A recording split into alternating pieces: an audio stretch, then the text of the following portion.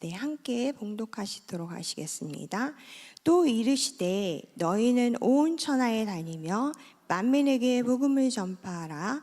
믿고 세례를 받는 사람은 구원을 얻을 것이요 믿지 않는 사람은 정죄를 받으리라. 아멘. 네, 아빠랑 아들이랑 성경 있는 그림책을 보고 있었어요. 근데 거기에 로마 시대의 원형 경기장에서 사자들이 순교자들을 공격해서 잡아먹고 있는 그런 그림을 이제 보고 있었어요. 그러니까 어른 사자는 사람을 뜯어먹고 있고 아기 사자들은 그 옆에서 구경을 하고 있었습니다. 근데 그림을 좀 보다가 이제 아들이 엉엉 막 울기 시작하는 거예요. 그러니까 아빠가 그러죠. 그렇지, 슬프지 아들아, 힘들지? 막 이랬어요. 그랬더니 네, 어린 사자들은 하나도 못 얻어먹고 있어요. 막 이러면서 울더라는 거예요.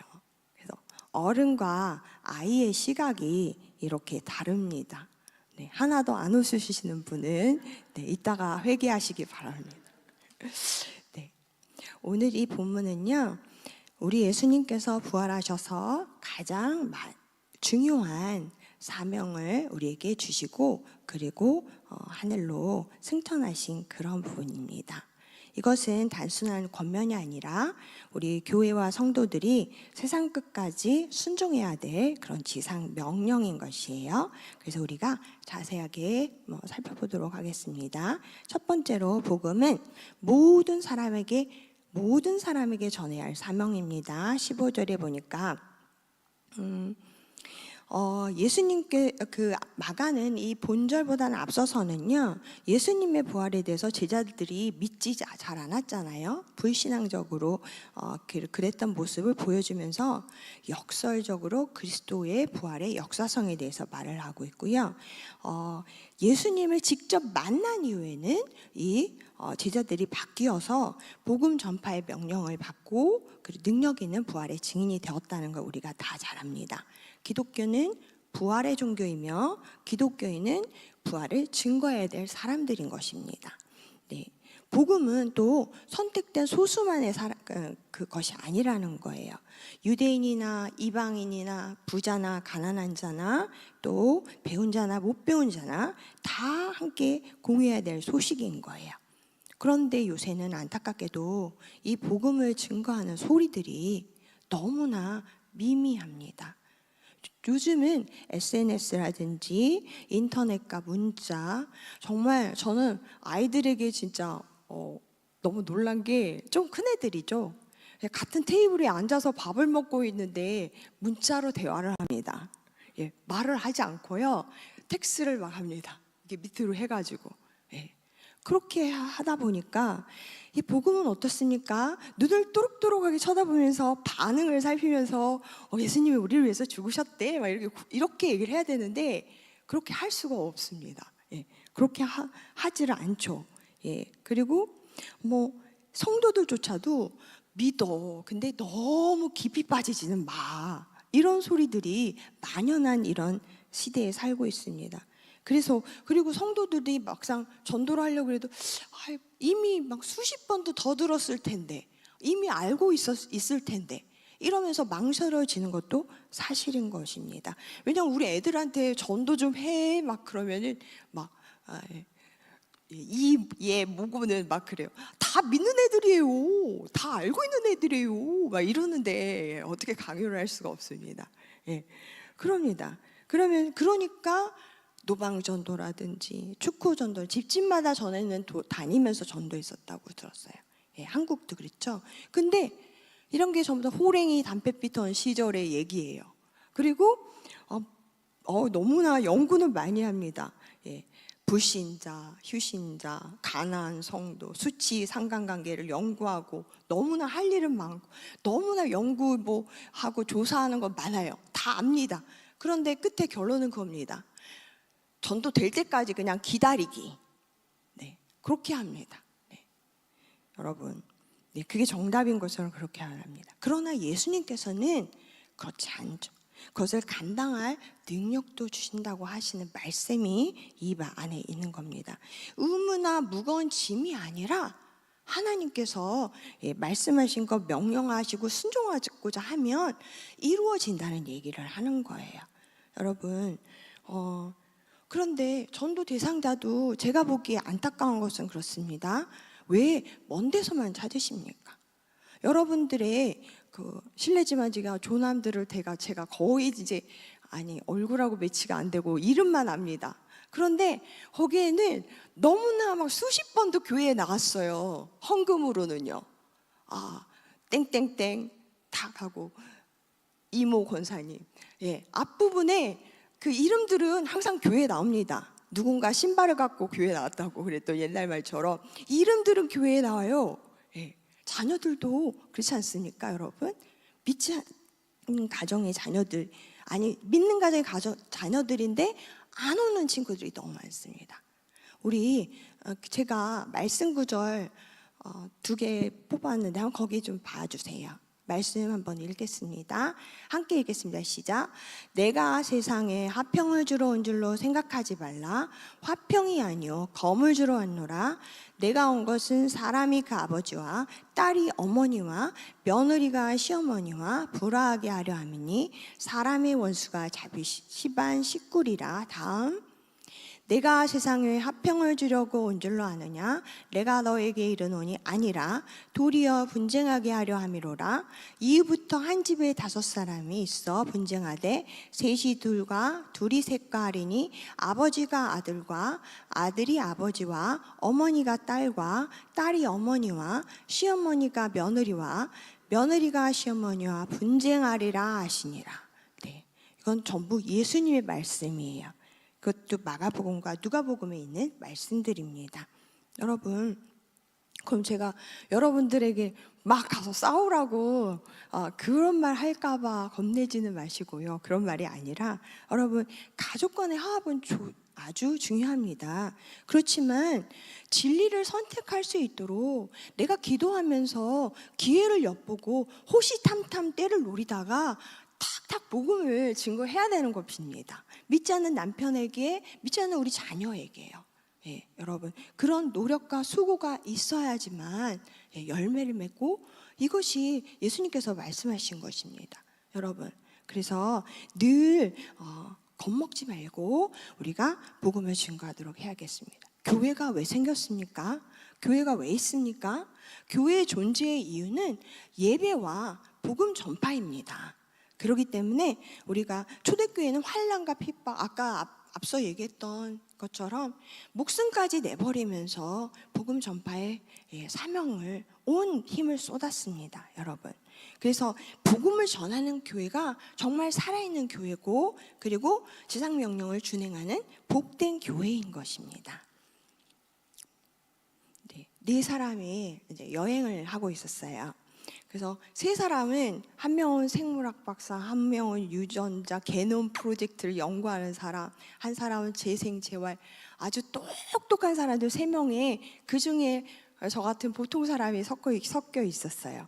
그래서 아주 그냥 4명이서 가면서 한 사람은 굉장히 구박하고 멸시천대를 많이 했습니다. 그래서 가고 있었어요. 또 숲속에 도착했어요. 그래서 보니까 거기에 사자의 시신이 있었던 거예요. 사자가 죽어 있는 겁니다. 그랬더니만 이 3사람이 자기의 그 가진 그런 온갖 지혜를 발휘하기 위해서 막 지식을 뽐내고자 사자를 살아내게 하겠다, 이렇게 막 하는 거예요. 그러니까 보통 사람이 뭐라 그래요? 그건 아니야 얘들아, 그러지 마. 그러는데 막 3사람이 막 비웃으면서 자기네가 받은 그 배운 지식을 가지고 막 노력했습니다. 그러니까 그 보통 사람은 나무 위로 막 도망갔어요. 피하고 있었어요.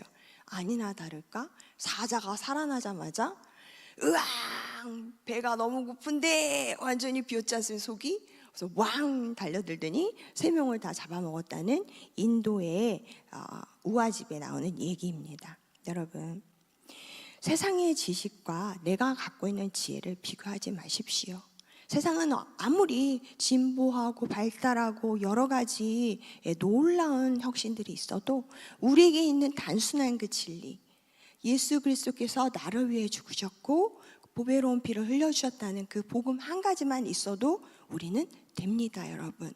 그걸 가지고 용기 있게 나아가십시오. 그리고 예수님의 말씀대로, 명령대로 복음을 전파하시기 원합니다. 그래서 저희의 목소리로 복음을 증거할 때 예수님께서 기뻐하시고 받으시는 줄 믿습니다. 두 번째로요, 구원은 믿음으로 받는 것입니다. 16절 3반절인데요. 본문에서는 믿음을 가지고 세례보다 먼저 믿어야 한다고 했어요. 세례는 구원을 받는 도구가 아닙니다. 믿음의 외적인 고백이에요. 초대교회에서는 세례가 예수님을 믿겠다는 공개적인 그러한 표현이었어요. 은혜의 표식이었어요.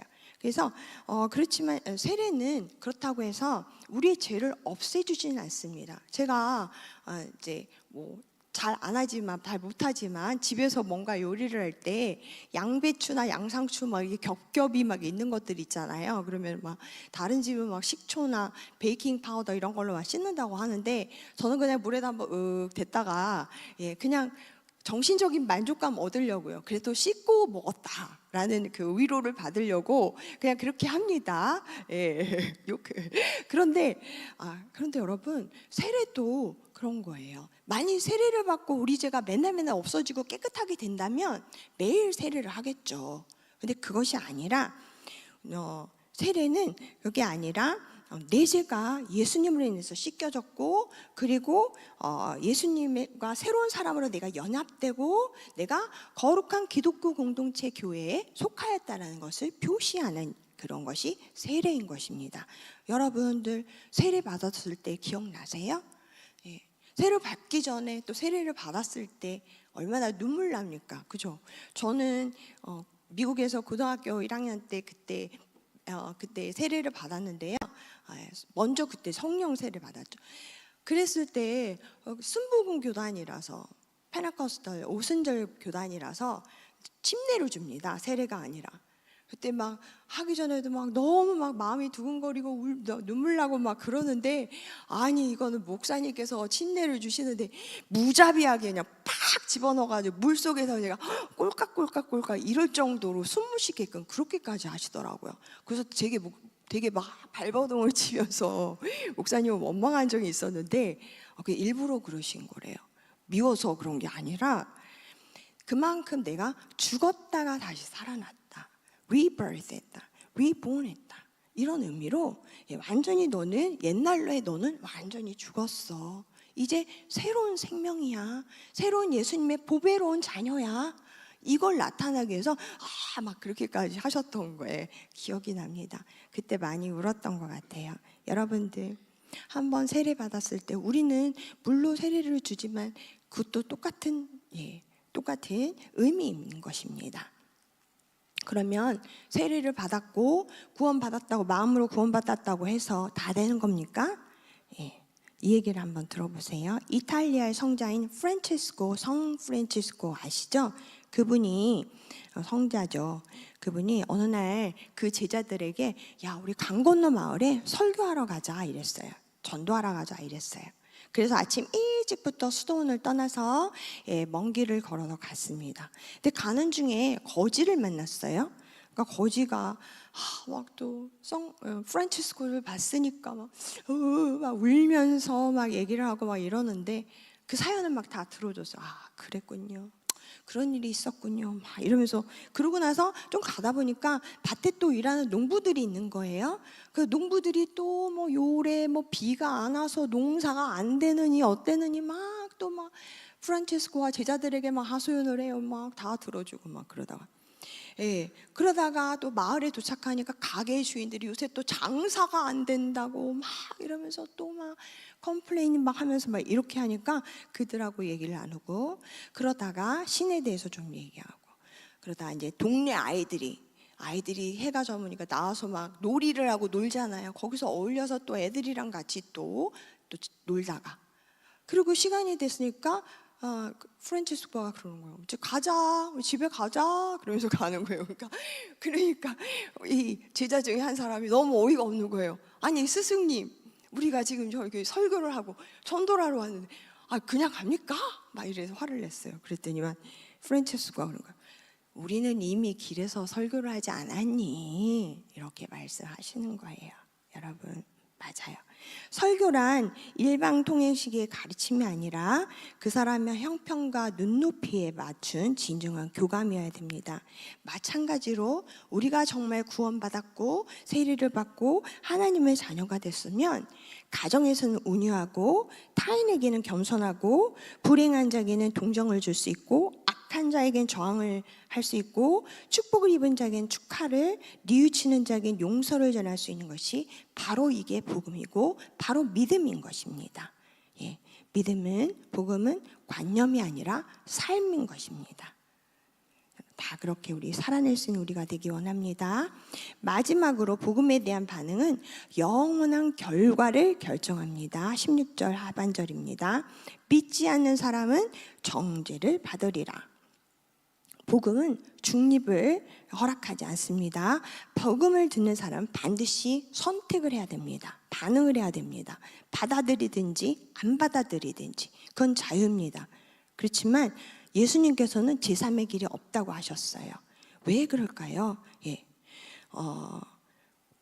아무리 의인으로 살아도, 아무리 선하고 좋은 일을 많이 해도 예수님을 믿지 않겠다 결단하면 구원이 없습니다. 심판의 대상인 것입니다. 예. 흔히들 기독교는 왜 이렇게 편협해? 기독교는 왜 이렇게 독단적이야? 이기적이야? 이렇게들 말을 많이 합니다. 그리고 얘기를 많이 합니다. 산의 정상에 오르는 길은 여러 가닥이다. 그런 길은 여러 개다. 이런 말씀 많이 들어보셨죠? 그러면 그렇게 담대하게 여러분들 얘기하십시오. 기독교는 의인은 하나도 없고 다 죄인인데 오로지 성령으로 잉태하신 우리 예수님께서 인간의 몸으로 나타나셔서 하나님의 이신 예수님 나타내셔서 그 보배로운 피를 십자가에서 뿌려주셨기 때문에 우리가 그 은혜로 말미암아 우리의 죄가 맑게 씻겨졌기 때문에 하나님의 자녀인 것이다. 그래서 하나님과 같이 살아갈 수 있고 구원받을 수 있게 된 것이다. 그렇기 때문에 예수님을 항상 선택해야 돼. 이렇게 말씀하시기 바랍니다. 그것은 결코 이기적인 것이 아닙니다. 정답을 얘기하는 겁니다. 진리를 얘기하는 겁니다. 여러분, 그래서 누구든지 나를 사람을 만나면 나 같은 예수쟁이가 될 수 있도록 촉구하고 권하고 또 늦추지 말고 도와야 하는 것입니다. 여러분, 내 안에 있는 예수 그리스도의 그림자가 커지면 커질수록 내 이웃에게 가장 설득력 있는 전도의 방법이 될 것입니다. 복음 전파의 길이 될 것입니다. 한 가지 더 추가로 드리고 말씀을 드리려고 해요. 여러분, 그 코스타라는 거 들어보셨는지 모르겠는데 초교파적으로 청년들이 연합해서 수련회를 하는 건데 나라별로 이렇게 하고 올해는 아마 미국에서 하는 걸로 알고 있어요. 근데 모스크바 코스타에 어떤 목사님께서 가셔서 설교를 하시고 이제 글을 쓰신 걸 봤는데요. 그분이 말씀을 전하는데 청년 한 명이 막 오더니 목사님 은혜 받았습니다. 막 그러더래요. 그래서 내 속으로 내가 설교를 잘했나 보다. 막 이렇게 생각을 하고 있으셨대요. 근데 가까이 오셔가지고 사실 저는 교회 다닌 적이 없어가지고 목사님이 하신 말씀이 무슨 뜻인지 하나도 모르겠습니다. 이러는 거예요. 그래서 아니 얘가 대체 무슨 얘기를 하는 거야? 칭찬해 주려고 오는 줄 알았더니만 그게 아니라 당황스러웠대요. 그런데 그래서 친구가 그냥 꼭 오자고 해서 그냥 한번 와봤는데 너무나 은혜되는 게 뭐냐면 목사님이 말씀은 하나도 모르겠는데 말씀을 잘하는지 어쩌는지 모르겠고 그냥 오로지 얼굴이 너무너무 행복해 보이더라는 거예요. 행복한 얼굴로 예수 그리스도에 대해서 얘기를 해주는데 그걸 보니까 자기도 예수 그리스도를 믿으면 저렇게 행복하게 살 수 있을 것 같아. 이런 생각이 들더라는 겁니다. 예.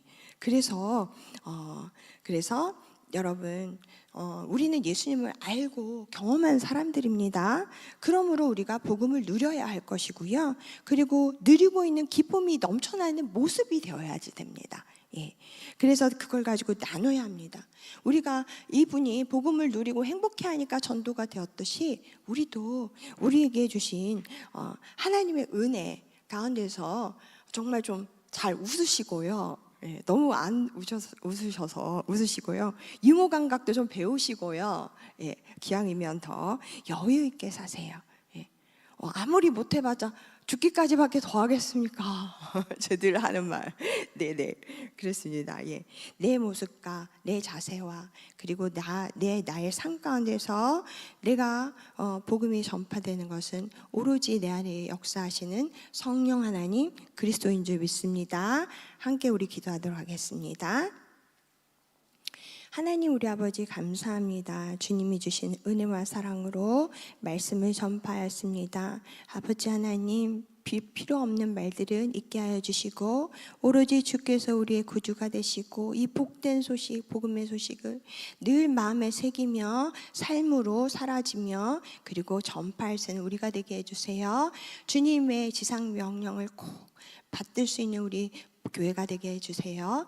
예수님의 이름으로 기도드립니다. 아멘. 우리 주여 주여 세 번 외치고 함께 기도하도록 하겠습니다. 주여 주여 주여. 아버지 감사합니다. 하나님 우리 아버지 너무나 감사하고 놀라운 말씀 아버지여 무엇이 간데 저 같은 사람 아버지 불러주셔서 주님의 은혜와 사랑으로 인치시고 주님의 자녀로 삼아주셨습니다. 이 복된 소식을 이 거룩한 소식을 알릴 수 있는 우리가 되게 하여 주옵소서. 이 거룩한 주일에 아버지 하나님 다시 소명감 가지고 주님 아름답고 복된 마음으로 서로 사랑하고 위하면서 나아갈 수 있도록 은혜 내려 주시옵소서.